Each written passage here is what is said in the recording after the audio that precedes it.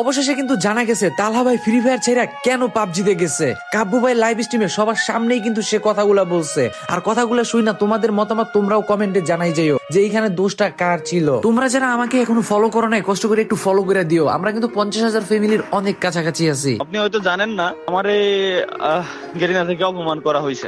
অপমানটা করা হয়েছে কিভাবে? কারণ আমাকে ইভেন্টে ইনভাইট করা হয়। কোন ইভেন্টে? ঠিক আছে, ওয়াচ পার্টিতে আমাকে ইনভাইট করা হয়।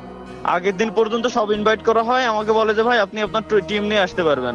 9 জন আমার যে টিমে আছে ওই 9 জনটা নিয়ে আমি এক জায়গায় গ্যাদার করছি, ঢাকায় আমার বাড়ি।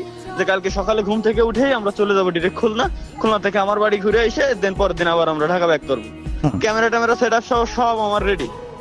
এখন রাত 3টের সময় আমারে কল করে, আল্লাহর কি রহমত ওই সময় আমি যাই গেছিলাম। ওই সময় আমারে কল করে, তাও কল দেয়াই হচ্ছে মারুফ বাইরে দিয়ে, যে তালহা ভাই আপনি কালকে আসতেছেন না, আপনি কালকে অসুস্থ। আমি বললাম যে কই ভাই আমি তো অসুস্থ না, আমি তো ঠিক আছি, তো আমি কালকে আসতেছি তো। পরে মারুফ ভাই আমার আবার বললো যে ভাই আপনি কালকে আসতেছেন না, আপনি কালকে অসুস্থ। আমার নামে কিন্তু ওই যে ওই জায়গায় পিকচার টিকচার দিয়ে যে সব বোর্ড থাকে এন্ট্রি গেটে, ওই সবকিছু বানানো ছিল।